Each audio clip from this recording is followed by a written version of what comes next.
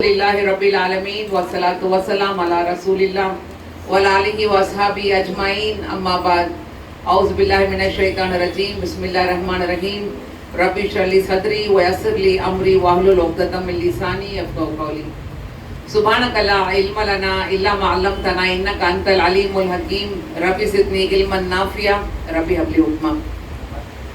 அளவற்ற அருளாளனும் நிகரற்ற அன்புடையவனுமாகிய எல்லாம் வல்ல அல்லாஹ்வின் திருநாமத்தால் ஐஷா சென்டர் இந்திய யூனியன் முஸ்லீம் லீகுடைய மகளிர் அணியின் சார்பாக மகளிருடைய மேம்பாட்டுக்காகவும் பயிற்சி மற்றும் வழிகாட்டுதலுக்காகவும் எஸ்கேஎஸ் ஹெர்பல் சென்டரில் நம்முடைய அன்புக்கும் மரியாதைக்கும் டாக்டர் சையது அமீன் சாஹிபுடைய அருமையான ஒத்துழைப்போடு இந்த இடத்தில் அல்ஹம்துலில்லாஹ் இன்றைய தினம் நம்முடைய தாய் சபை இந்திய யூனியன் முஸ்லீம் லீகுடைய முன்னாள் தலைவர், தமிழ்நாடு தலைவர், அகில இந்திய பொதுச் செயலாளர், பாராளுமன்ற உறுப்பினர், திருவல்லிக்கேணியுடைய சட்டமன்ற உறுப்பினர், அதற்கு முன்னால் ஹார்பர்னுடைய கவுன்சிலராக இருந்த மறைந்த என்னுடைய அன்புக்கும் மரியாதைக்கும் உடைய தந்தையார் சிராஜுல் மில்லத் ஆக்கா அப்துல் சமத் சாஹிப் ரஹ்மத்துல்லாஹி அலைஹினுடைய 100வது ஆண்டு பிறந்த நாள் விழா. பிறந்த நாளும் கொண்டாடுறது கிடையாது, அது எப்பவுமே துவாவுடைய மஜ்லிஸாக நாங்கள் வைப்போம். ஆக இந்திய யூனியன் முஸ்லீம் லீகினுடைய அந்த சரித்திர பெருமை மிக்க இந்த நாளில் நம்முடைய அழைப்பை ஏற்று இங்கே சிறப்பு விருந்தினராக வந்திருக்கக்கூடிய தமிழ்நாடு மட்டுமல்ல தமிழ் மொழி பேசக்கூடிய மக்கள் மத்தியிலே ஒரு சிறந்த எழுத்தாளர், பேச்சாளராக அறிமுகமாகி இருக்கக்கூடிய என்னுடைய அன்புக்கும் பாசத்துக்கும் உரிய மூத்த சகோதரி, வெல்ஃபேர் பார்ட்டியினுடைய மகளிர் அணியினுடைய தலைவி சகோதரி ஜரீனா ஜமால் அக்கா அவர்களே, இந்திய யூனியன் முஸ்லீம் லீகுடைய பல்வேறு மாவட்டத்துடைய தலைவிகள், அன்புக்கும் மரியாதைக்கும் உரிய மஹஜபீன் தென்சென்னை மாவட்ட தலைவி, அவங்களுடைய செயலாளர் சகோதரி ஆசிரியை மஹஜபீன், துணை தலைவி எங்களுடைய அருமை வழிகாட்டி ஜாஹிதா ஹபீப் அப்பா அவர்கள், மற்றும் இந்த மண்டலத்துடைய ஒருங்கிணைப்பாளராக பொறுப்பேற்று இருக்கக்கூடிய எண்ணூரிலிருந்து வந்திருக்கக்கூடிய அருமை மூத்த சகோதரி சப்ரி தாப்பா அவர்கள், அல்ஹம்துலில்லாஹ் நம்முடைய மேற்கு மாவட்டத்துடைய செயலாளர், இந்த சென்டரை உருவாக்குவதற்கு மிக முக்கிய தூணாக இருக்கக்கூடிய அருமை சகோதரி மஹபூப் நிஷா அவர்கள், சிறப்பு விருந்தினராக நம்முடைய பிரதிநிதியாக வந்திருக்கக்கூடிய ஜுனைதாமா, அவங்க துபாயில இருக்கிறாங்க. அல்ஹம்துலில்லாஹ் நம்ம அழைப்பு ஏற்று இந்த நிகழ்ச்சிக்கு வந்திருக்கிறாங்க. மற்றும் இந்த மாவட்டத்துடைய பொறுப்பாளர்கள், நிர்வாகிகள் அனைவருக்கும் இதை காணிக்க அஸ்ஸலாமு அலைக்கும் வரஹ்மத்துல்லாஹி வபரகாத்துஹு. எல்லாம் வல்ல அல்லாஹ் சுப்ஹானஹு வ தஆலாவுடைய ஸலாமத்தும் ரஹமத்தும் பரக்கத்தும் உங்கள் அனைவர் மீதும் உண்டாவதாக. இந்த ஹாலுடைய பேர் அல் ஹலீஃபா, டாக்டர் ஹக்கீம் சையது ஹலிஃபத்துல்லா சாஹிபுடைய பேரில் நடக்கக்கூடிய இந்த ஹாஸ்பிட்டல் அல்ஹம்துலில்லாஹ் அவங்களுக்கும் எங்க தந்தையாருக்கும் ஒரே நாள் தான் பிறந்த நாள். நம்முடைய இஸ்லாமிய மார்க்கத்தில் பிறந்த நாளும் இறந்த நாளும்லாம் முக்கியம் கிடையாது, எப்படி வாழ்ந்தோன்றதான் முக்கியம். அப்ப அவங்க எல்லாம் எப்படி வாழ்ந்தாங்கன்னு நினைவு கூறுவதற்காக என்று இந்த நிகழ்ச்சியை இன்னைக்கு நம்ம ஏற்பாடு செஞ்சிருக்கிறோம். அவங்களுடைய அடக்கத்தலத்தில் சென்று துவா செய்து விட்டு அங்கேயும் ஏழை எங்களுக்கு முடிந்த அளவுக்கு நலத்திட்ட உதவிகளை வழங்கி அங்க ஆண்கள் செய்யறாங்க. பெண்கள் அதிகமாக வந்து கபரஸ்தானுக்கு செல்லக்கூடிய வழக்கம் நம்முடைய மார்க்கத்தில் இல்லை. அதனால அல்ஹம்துலில்லாஹ் நம்முடைய மகளிர் அணியினுடைய இந்த சென்டர்ல ஒரு 2 நாளைக்கு முன்னாடி தான் நாங்க பிளான் பண்ணோம். ஆண்கள்லாம் பண்றாங்க, பெண்கள் ஏன் நம்ம எதுவுமே செய்ய மாட்டேன்றோம் அப்படின்ட்டு நாங்க பாண்டிச்சேரிக்கு போற வழியில பிளான் பண்ணது.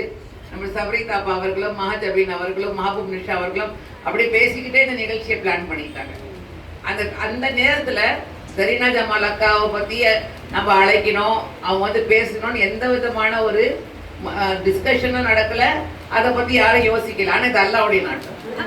ஒரு முக்கியமான நிகழ்ச்சியில ஒரு மூத்த பேச்சாளர், மூத்த எழுத்தாளர், ஒரு இயக்கத்துடைய தலைவி, தன்னுடைய வாழ்க்கையை ஃபுல்லா சமுதாயத்துக்காக அர்ப்பணிச்சிருக்கக்கூடிய ஜரீனா ஜமால் அக்கா அவர்களுக்காக முதல்ல நாங்க நன்றி சொல்லுவோம். அவங்களுக்காக துவா செய்வோம். அவங்க ரொம்ப எளிமையை வந்து அவங்க கிட்ட இருந்து கத்துக்கணும். ஒருத்தவங்க அவங்க வயசுல நான் சின்னவ, அவங்க இதுல எல்லாம் வந்து அந்த அளவுக்குலாம் எனக்கு அனுபவம் கிடையாது. ஆனா அந்த அன்பு, அவங்க வரவேற்கக்கூடிய விதம், அவங்க பேசக்கூடிய தன்மை நிறைய கத்துக்கணும் இல்லையா சகோதரிகளே? அல்ஹம்துலில்லாஹ். ஆக இன்றைய தினம் 2 பெருந்தலைவர்களுடைய ஒரு பிறந்த நாள். குறிப்பாக நம்முடைய சிராஜுல் மில்லத்துடைய 100ஆண்டு. இன்ஷா அல்லாஹ் இந்த மாசம் 26ஆம் தேதி அந்த இடம் வந்து கன்ஃபார்ம் ஆன பிறகு சொல்லுவாங்க. பெரிய அளவுல வந்து ஒரு நிகழ்ச்சி செய்யலாம்னு இருக்கிறாங்க. அல்ஹம்துலில்லாஹ் அந்த நிகழ்ச்சியில நீங்க எல்லாரும் வந்து கலந்து கொள்ளுங்க. ஏன்னா சரித்திரம் தெரிஞ்சுக்கிட்டாதான் நம்ம அடுத்த தலைமுறைக்கு அதை பத்தி எடுத்து சொல்ல முடியும். குறிப்பாக பெண்கள் ஆகிய நம்ம எப்படின்னா கண்மணி நாயகம் ஸல்லல்லாஹு அலைஹி வஸல்லம் சொல்றாங்க, ஒரு குழந்தையினுடைய மடியை ஒரு தாய் என்ன செய்யறா தான் குழந்தைய செய்யும். தாய் வந்து உட்காந்து ரொட்டி பண்ணோம்னா என்ன செய்யும், பச்சைக்காய் கட்டை வச்சு ஆட்டாத்தையும் நைப்பி ரொட்டி பண்ண சொல்றாங்களா இல்லையா?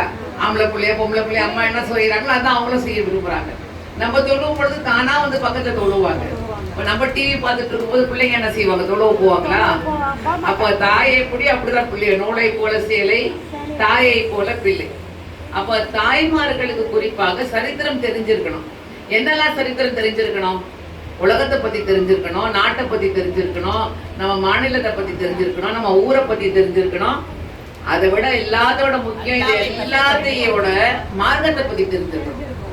இதுல நம்ம இந்த உலகத்துல அல்ஹம்துலில்லாஹ் அல்லாஹ் நம்மளை படைச்சிருக்கான். அப்ப அல்லாஹ் வந்து நம்மள ஆடா மாடா மரமா செடியா படைக்கல, மனிதனா படைச்சிருக்கான். மனுஷனை பத்தி அல்லாஹ் என்ன சொல்றது, நம்ம அஷ்ரஃபுல் மக்லுகாத் அப்படின்னு படைச்ச அத்தனை படைப்புலயே வந்து மிக சிறந்த படைப்புன்னு மனுஷனை பார்த்து சொல்றான், நம்மளை பார்த்து தான் சொல்றான். அதுலயும் கூட கண்மணி நாயகம் ஸல்லல்லாஹு என்ன சொல்றாங்கன்னா, உலகத்துடைய அத்தனை நியாமத்துகளையும் ஒரு பக்கம் வைங்க, லா இலாஹ இல்லல்லாஹ் முஹம்மது ரசூலுல்லாஹ் என்ற இந்த ஈமானை ஒரு பக்கம் வைங்க, இதுக்கு ஈடு இணையாக எதுவுமே இல்லை. அப்ப அல்லாஹ் நமக்கு எவ்வளவு பெரிய நியாமத்தை கொடுத்திருக்கிறான். முதல்ல மனுஷனா படைச்சிருக்கிறான், அதற்கு அடுத்தது ஈமானுடையவர்களாக படைச்சிருக்கிறான். இன்னும் அதுக்கு அடுத்தது என்ன தெரியுமா, நம்ம எல்லாரையும் முஸ்லிம் பெண்களாக படைச்சிருக்கோம். ஏன்னா ஒரு பெண்ணா படைந்ததுக்கு எவ்வளவு பெரிய பாக்கியம் தெரியுமா? சுப்ஹானல்லாஹ். கண்மணி நாயகம் ஸல்லல்லாஹு அலைஹி வஸல்லம் கிட்ட சொர்க்கம் எங்கன்னு கேட்ட பொழுது என்ன சொன்னாங்க? சொர்க்கம் தாயின் காலடியில். அல்லாஹ்வும் அல்லாஹ்வுடைய ரசூலுக்கு பிறகு இந்த உலகத்தில் நீங்கள் யாருக்காவது கட்டுப்பட வேண்டும் என்றால் உங்களுடைய தாய்க்கும் தந்தைக்கும் பெற்றோர்களுக்கும் தான் முதல்ல நீங்க கட்டுப்படணும். ரப்பிர்ஹம்ஹுமா கமா ரப்பயானி ஸகீரா அப்படின்ற ஒரு துஆ ஓதுறோம். அது என்ன துஆ? யா அல்லாஹ், நான் சின்ன பிள்ளையா இருக்கும் பொழுது என் மீது இரக்கம் காட்டினாங்களா என்னோட தாயும் தந்தையும், அதை போல இப்ப அவர்களுக்கு நீ இரக்கம் காட்டு அப்படின்னு கேட்கக்கூடிய துஆ. அப்ப அல்ஹம்துலில்லாஹ் ஒரு தாயை பற்றி கண்மணி நாயகம் ஸல்லல்லாஹு அலைஹி வஸல்லம் வந்து முக்கியத்துவம் கொடுத்துக்கிட்டே வராங்க, பெற்றோர்களை பற்றி பேசிக்கிட்டே வராங்க. அப்ப ஒரு சஹாபி வந்து கேட்கிறாரு, யா ரசூலுல்லாஹ், வீட்டுல ஒரு வயசான அப்பாவும் அம்மா இருக்காங்க என்கிட்ட, நான் யாருக்கு அதிக பணிவிடை செய்யணும், அப்பாவுக்கு செய்யணுமா அம்மாவுக்கு செய்யணுமா? அப்ப அவர் கேட்ட உடனே ரசூல் ஸல்லல்லாஹு அலைஹி வஸல்லம் சொல்றாங்க, அவங்க அம்மாவை முதல்ல நீங்க கவனிங்க அப்படின்றாங்க. அந்த சஹாபி மறுபடியும் கேட்கிறாரு, மறுபடியும் அம்மாவை கவனிங்கன்றாங்க. அந்த சஹாபி மறுபடியும் கேட்கிறாரு, திரும்ப திரும்ப அதே கேள்வி. மூன்றாவது முறை ரசூல் ஸல்லல்லாஹு அலைஹி வஸல்லம் சொல்றாங்க, உங்க அம்மாவை கவனிங்க, முதல்ல அம்மாவுக்கு முக்கியத்துவம் கொடுங்க. நான்காவது முறை கேட்கும் பொழுது உங்க தந்தையாரையும் கவனிங்க. அப்படின்னா என்ன அர்த்தம்? அது வந்து ஒரு ரசூலுல்லாஹி ஸல்லல்லாஹு அலைஹி வஸல்லம் வந்து முக்கியத்துவம் கொடுக்கக்கூடிய ஒரு ஸ்டைல், சஹாபாக்கள் பேசி இருக்கக்கூடிய ஒரு விதம். ஒரு ஒரு ஆப்பா வந்து ஒரு ஹதீஸ சொல்றாங்க, சூரா அஸ்ரை பத்தி சொல்றாங்க. அப்ப அவங்க சொல்லும் பொழுது பல்வேறு கோணத்துல நம்ம யோசிக்கணும். பெண்களாகிய நம்ம பல்வேறு கோணத்துல யோசிச்சு அதை அப்ளை பண்ணணும். ஒரு சாதாரண புடவை வாங்க போனா என்ன செய்யறோம், போத்தீஸ்ல இந்த விலை இருக்கு, சென்னை சில்க்ல இந்த விலை இருக்கு, நல்லீஸ்ல கம்பேர் பண்றோமா இல்லையா? தொட்டு தொட்டு பாக்குறோம், இந்த டிசைனுக்கு அங்க இந்த ரேட்ல. அப்ப நம்ம எல்லாம் யோசிக்க கூடியவங்க. பொருளுக்கு வாங்கக்கூடிய சாமானுக்கு யோசிக்கிறோமே, ஈமானுக்கு யோசிக்கிறோமா? அந்த ஈமானுக்கு யோசிப்பதற்காக தான் அந்த காலகட்டத்தில் சஹாபாக்கள் இருந்தாங்க. இப்போ 3 முறை தாயை கவனிங்க, 4வது முறை தந்தையும் கவனிங்க. தாயின் காலடியின் கீழ் சொர்க்கம் என்றால் சொர்க்கத்துடைய திறவுக்குள் தந்தையார் என்று சொன்னாங்க. அப்பா அம்மாவை பத்தி அவ்வளோ முக்கியத்துவம் கொடுக்கப்பட்டிருக்கு. ஏன்னா நிறைய சின்ன பிள்ளைங்க இருக்கிறீங்க, உங்களுக்காக தான் இது. அது வேற இல்லாம நிறைய பெண்கள் இருக்கிறீங்க. ஏன்னா நம்ம என்ன பண்றோம், ஒரு பக்கம் சாஞ்சிடுறோம். ஒண்ணு அப்பா அம்மாவை பிடிச்சிடுறோம், இல்லாட்டி மாமியார் மாமனார் பக்கம் போயிடுறோம், இங்க அப்பா அம்மாவை விட்டுருவோம். ரெண்டுத்தையும் பேலன்ஸ் பண்ணணும். கண்மணி நாயகம் ஸல்லல்லாஹு அலைஹி வஸல்லம் அவர்கள் தாய் தந்தையுடைய எவ்வளவு முக்கியத்துவம் கொடுத்தாங்கன்னா, சஹாபாக்களை பத்தி கேட்டாங்க, யாருக்கெல்லாம் ஹஜ்ஜை மக்பூலா பண்றக்கூடிய ஆசை இருக்கு, யாருக்கெல்லாம் ஹஜ் பண்ணணும்னு ஆசை இருக்கு அப்படின்னு. இங்க யாருக்கெல்லாம் ஆசை இருக்கு ஹஜ் பண்ணணும்?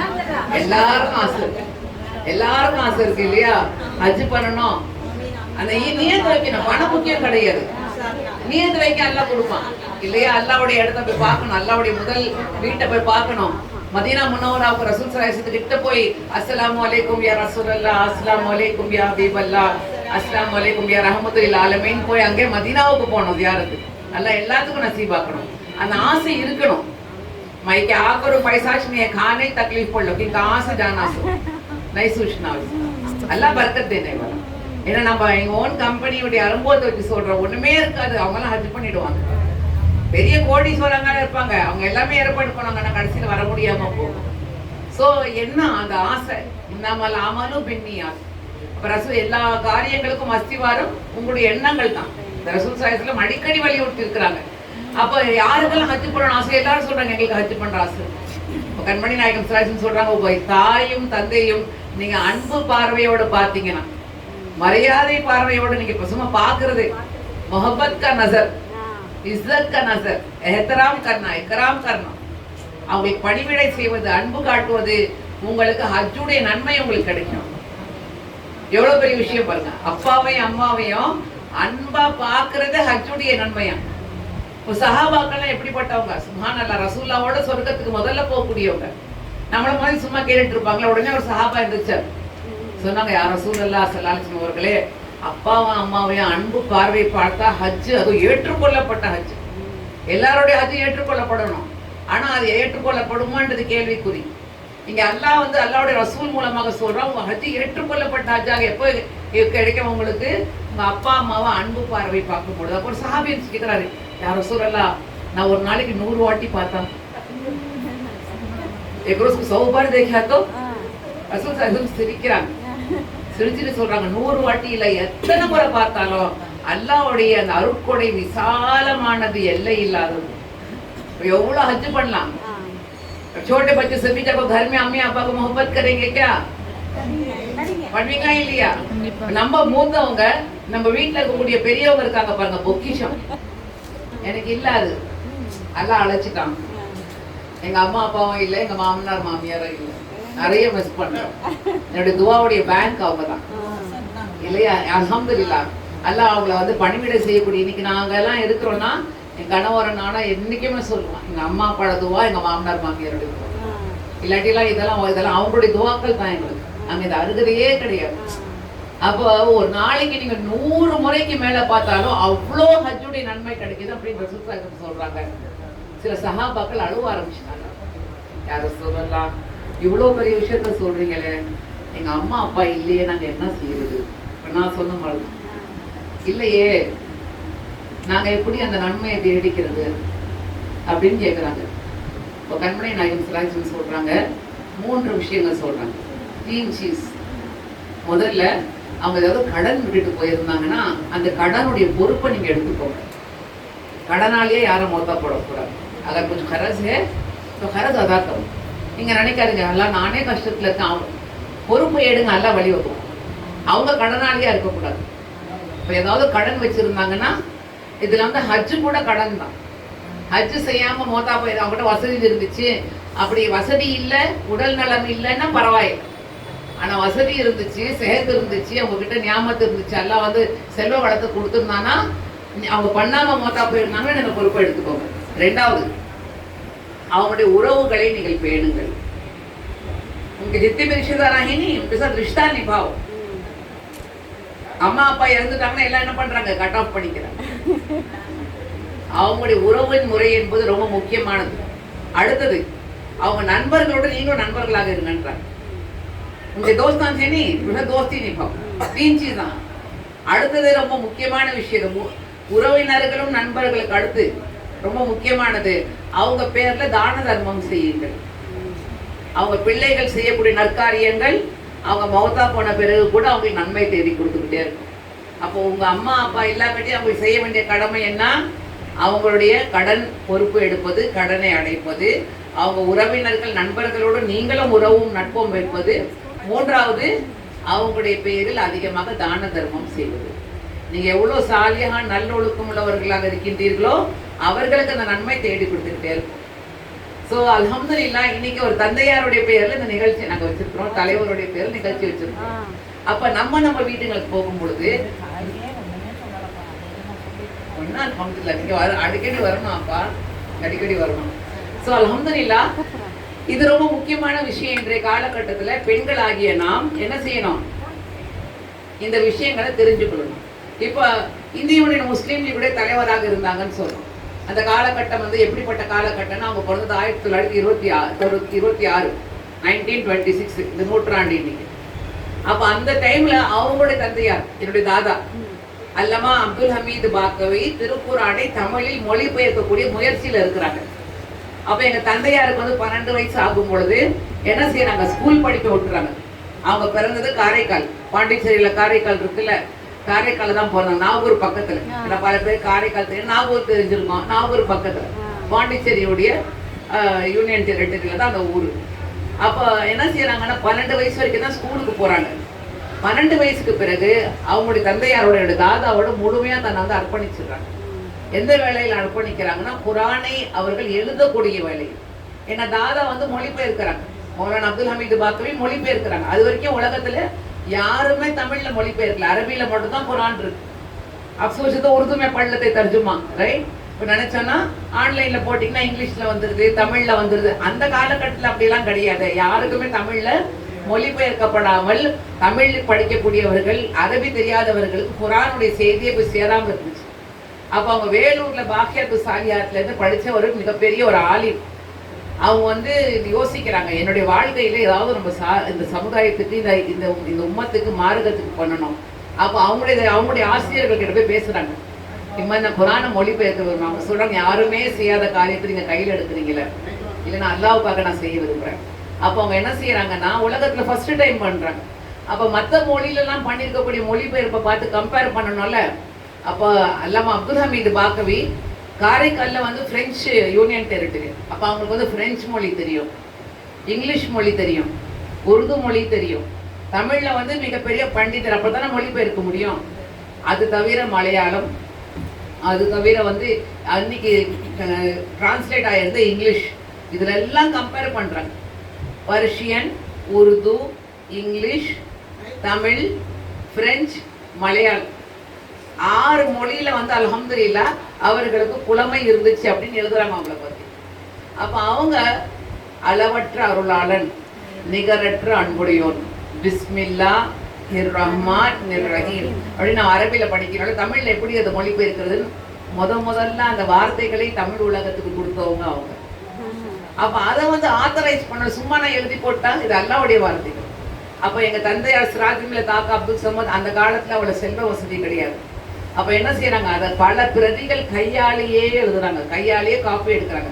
ஜெராக்ஸ் மிஷின்லாம் கிடையாது, கார்பன் காப்பிலாம் பேப்பர்லாம் வாங்கி எழுதக்கூடிய வசதியெல்லாம் கிடையாது.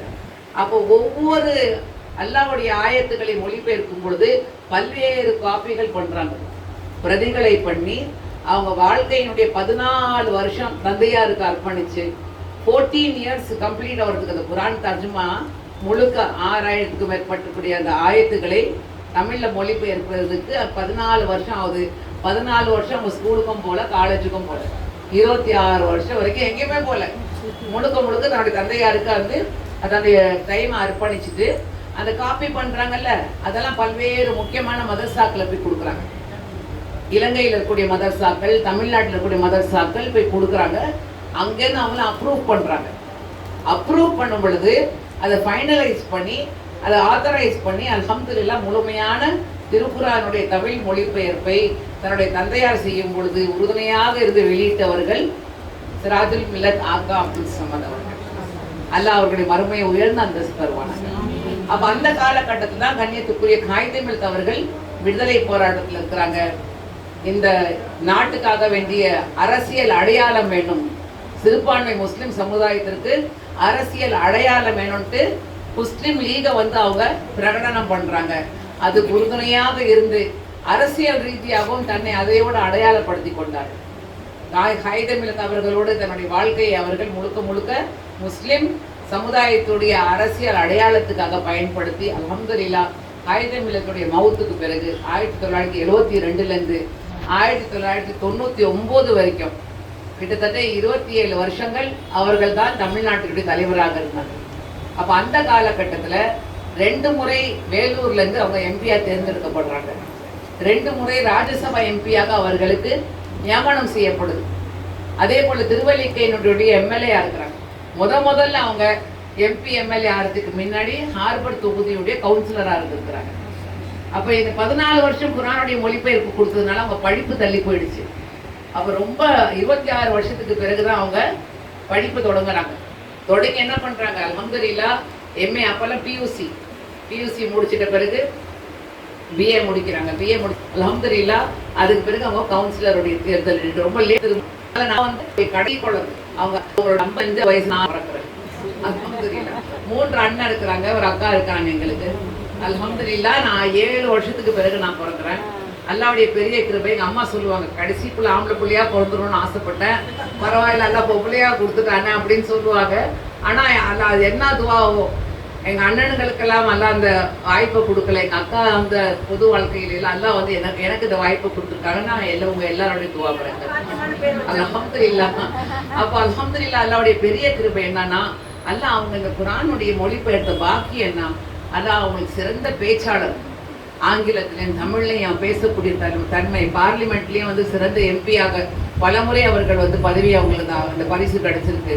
அவங்க சொல்லுவாங்க, அந்த குர்ஆன் எழுதின பாக்கியம் அல்லாஹ் வந்து என்னுடைய தமிழ் எழுத்தும் சிறந்தது, அல்லாஹ் என்னை வந்து என்னுடைய தலையெழுத்தும் சிறக்க வச்சான். தமிழ் எழுத்தும் சிறந்தது, என்னுடைய தலையெழுத்தும் சிறந்தது அப்படின்னு சொல்லுவாங்க. 1971 வருஷம் நான் பிறந்தேன், 1971.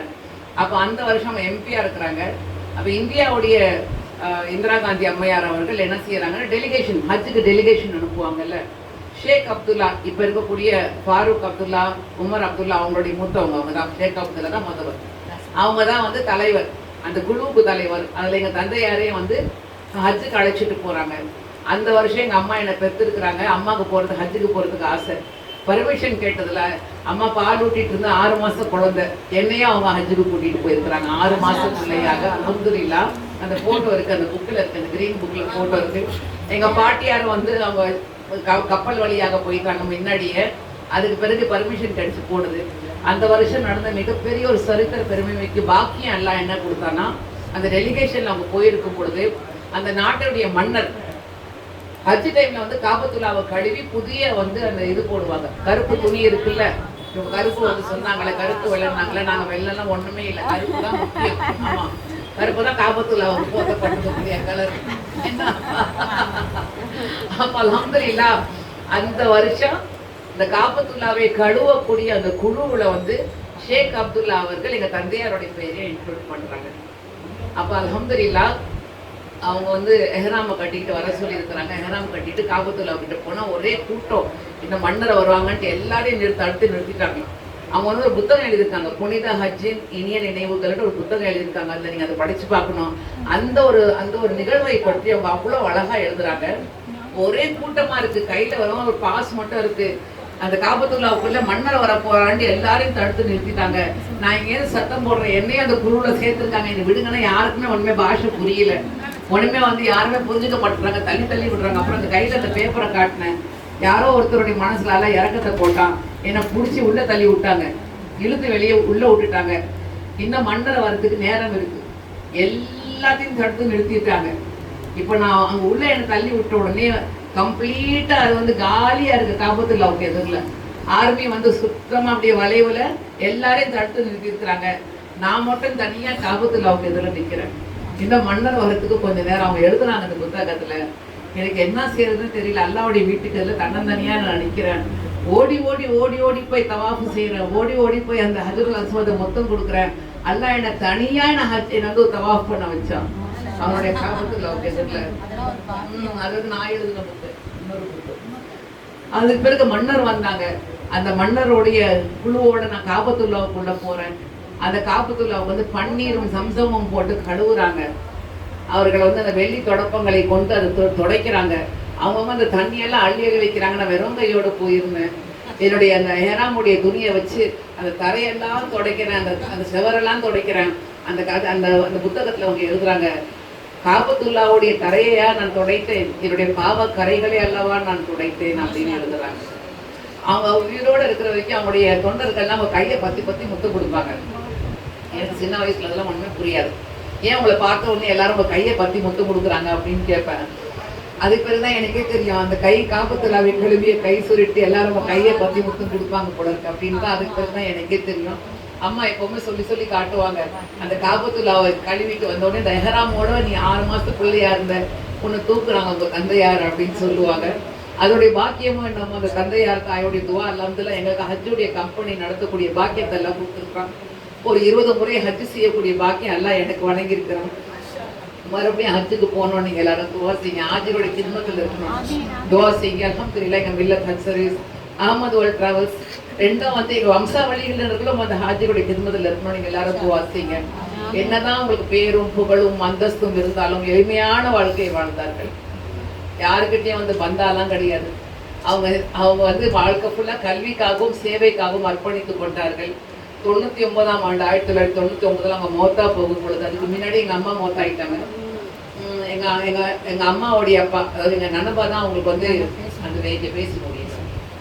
அங்க நனபா தான் வந்து அந்த அந்த அடையாறுல அந்த வீடு கொடுத்தது.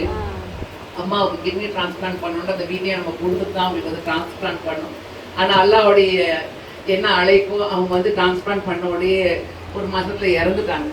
அதுக்கப்புறம் 14 மாசத்துல எங்க எங்க எங்க தந்தையார் இறந்தாங்க, சிராகும்ல இறந்தாங்க. அவங்க இறக்கும் பொழுது அவங்களுடைய பேரு சொந்த வீடு கிடையாது, சொந்த காரம் கூட கிடையாது. அப்போலோ ஹாஸ்பிட்டலுக்கு நேராக நியூ காலேஜில் தான் வந்து வைக்கிறோம். ஏன்னா நான் சொன்ன சின்ன வீடாக இருக்குது, அங்கே கொண்டு போக வேண்டாம், எல்லாரும் பார்க்க வருவாங்கன்ட்டு இந்த நியூ காலேஜில் தான் அவங்களுடைய மையத்தை வச்சுருந்தோம். அந்த நியூ காலேஜ்லேருந்து அமீர்மிசா பேகம் சாஹிபா கப்ரஸ்தான் வரைக்கும் இந்தியாவுடைய வெளிநாட்டுடைய அத்தனை தலைவர்களும் வந்தார்கள். அவங்களுடைய கடைசி இறுதி ஊர்வலத்தில் கலைஞர் அவர்கள் இருந்தாங்க, எல்லா மூப்பனார் அவர்கள் இருந்தார்கள், அகில இந்திய தலைவர்கள்லாம் வந்தாங்க. அப்போ ஒரு தலைவர்னா எப்படி இருக்கணும், ஒரு அப்பழு கட்டுற வாழ்க்கையை அவர்கள் வாழ்ந்து காட்டினாங்க. எங்களோடு கழிச்ச காலங்கள் கம்மி தான், ஆனால் சமுதாயத்திற்காக என்று வாழ்க்கை முழுக்க அர்ப்பணித்து அவர்கள் வாழ்ந்தார்கள். அவருடைய மக்ஃபிரத்துக்காக துவா செய்வோம். அல்லாஹ்வுடைய அந்த மறுமை வாழ்க்கை உயர்ந்த அந்தஸ்து அல்லா அவர்களுக்கு வழங்குவானாக. அவருடைய கபருடைய வாழ்க்கை விசாலமான வாழ்க்கை, இந்த கபரை விசாலமான கபராக, நூறு பொருந்திய கபராக, நறுமணம் வீசக்கூடிய கபராக, அல்லாவுடைய பாவங்களை எல்லாம் மன்னித்து அவர்களுடைய நற்காரியங்களை எல்லாம் ஏற்றுக்கொண்டு உயர்ந்த அந்த ஜந்தோசில் அவர்களையும் அவருடைய முன்னோர்களையும் அவருடைய வம்சாவளியினர்களையும் நம் அனைவரையும் எல்லாம் சேர்த்து வைப்பானாங்க என்ற துவாவோடு அல்ஹம்துலில்லாஹ் அவங்களுடைய பேரில் இந்த நிகழ்ச்சி இன்னைக்கு நடத்தி இருக்கிறோம். அது வந்து அவங்க அப்பா சொல்லி காட்டினாங்க பாருங்க, இறைவனை வணங்கி வாழ்வோம், இல்லாதவர்களுக்கு வழங்கி வாழ்வோம், அனைவரோடு இணங்கி வாழ்வோம். அவங்க ஒவ்வொரு மேடையிலும் வலியுறுத்திய விஷயங்கள், வன்முறைக்கு பணியவும் மாட்டோம், வன்முறைக்கு துணியவும் மாட்டோம், நல்லதை நாடுவோம், அல்லதை சாடுவோம். அவங்களுடைய வார்த்தைகள் அழகழகான தமிழ் வார்த்தைகள், அவங்க பேசக்கூடிய வார்த்தைகள். வன்முறைக்கு நான் போய் யாருக்கிட்டையும் நான் போக மாட்டேன், வன்முறையால யாருக்கிட்டையும் நான் வந்து கஷ்டம் கொடுக்க மாட்டேன். எனக்கு யாராவது வன்முறைக்கு பணியவும் மாட்டோம், வன்முறைக்கு துணியவும் மாட்டோம். நாங்க வன்முறை செய்ய மாட்டோம், எங்கள் மீது யாரும் வன்முறை செய்ய வேண்டாம். நல்லதை நாடுவோம், அல்லதை சாடுவோம், நல்ல விஷயங்களை மக்கள் கிட்ட எடுத்து வைப்போம். இப்போ திருக்குறானை பற்றி எங்களை வளர்த்த விதம், அவங்க ரொம்ப கம்மி நாட்கள் தான் அவங்களோட நாங்கள் பேசியிருக்கோம், பழகியிருக்கோம். ஆனால் சில விஷயங்கள்லாம் மறக்கவே முடியாது. அவங்க எங்களை வளர்த்த விதம், ஆண் பிள்ளைகளுக்கும் பெண் பிள்ளைகளுக்கும் சமமாக எங்களை வளர்த்தாங்க, ஒரே உரிமையோட வளர்த்தாங்க. ஆம்பளை பிள்ளைக்கு ஒரு விதம், பொம்பளை பிள்ளைக்கு ஒரு இதெல்லாம் கிடையாது. எங்க 2 பேரையும் ஒரே அக்காவையும் என்னையும் அண்ணன்களை அந்த கொடுத்த தைரியம், அவங்க வளர்த்த முறை என்ன இருந்தாலும் குரானை வச்சுதான் எங்களுக்கு வந்து நசியத் பண்ணுவாங்க. திருமணத்தை பற்றி இருந்தாலும் ஒரு சிறந்த மனைவியார் அசாலியாத்து ஹானிதாத்து ஹாஃபிதாத்து அப்படின்னு எங்களுக்கு அந்த வசனத்தை சொல்லி காட்டுவாங்க. சிறந்த பெண்மணியார், சாலிஹா பெண்மணியார், பேணி காக்கக்கூடியவர். எதை பேணி காக்கணும்? கற்பை பேணி காக்கணும், வீட்டை பேணி காக்கணும், உங்களுடைய ஒழுக்கத்தை பேணி காக்கணும், பிள்ளைகளை பேணி காக்கணும், கணவனுக்கு அடிபணிந்து வாழ வேண்டும். நல்ல பெண்மணி யாரு? கணவனுக்கு அடிபணிந்து வாழக்கூடிய பெண்மணி. எங்களுக்கு ஹதீஸும் குரானும் சொல்லிதான் எங்களை வளர்த்தாங்க. அவர்கள் அடிக்கடி சொல்லி காட்டுவாங்க. குழந்தை உண்டான உடனே குரானுடைய வசனத்தை எடுத்து நீ படிக்க வைப்பாங்க. ஒரு தாயினுடைய கடமை, குழந்தைக்கு பால் ஊட்டுவது கடமை. 24 மாசம் பால் ஊட்டுங்கன்னு 2 வருஷம் பால் கொடுங்க, பிள்ளைக்கு தாய்ப்பால் கொடுப்பது கடமை. இன்னைக்கு வந்து யுனைடெட் நேஷன்ஸ் WHO சொல்றாங்க பிரஸ்ட் ஃபீட் பண்ணுங்க, பிரஸ்ட் ஃபீடிங் வீக் அப்படின்னு கேம்பெயின் பண்றாங்க. குரான்ல அல்லாஹ் சுப்ஹானஹு வ தஆலா 14 நூற்றாண்டுகளுக்கு உண்மை சொல்லிட்டான். அப்ப இதெல்லாம் எங்களுக்கு வந்து எடுத்து சொல்லுவாங்க. கொடூரமான கணவன் இருக்கானா, கஷ்டம் கொடுக்கக்கூடிய கணவன் இருக்கானா, உங்கள் மீது வந்து துன்புறுத்துறானா, அல்லாஹ் உங்களுக்கு லேசான வழியை கொடுத்துருக்காங்க. அல்லாஹ்க்கு பிடிக்காதுதான் தலாக் கொடுப்பது, ஆனா அது பெண்ணுக்கு விடுதலை கொடுக்கக்கூடிய ஒரு விஷயம். அவர் புலா செய்யல, புலா வாங்கி கொள்ளலாம், அவருடைய உரிமைகளை பேணி காக்கணும். அப்ப அவளுக்கு யார் ஆதரவா இருக்கணும்? அவருடைய அப்பா, அவருடைய அண்ணன், அவருடைய பெரியப்பா, அவருடைய மாமா, அவங்களுடைய கடமை. அப்போ ஒரு பெண்ணை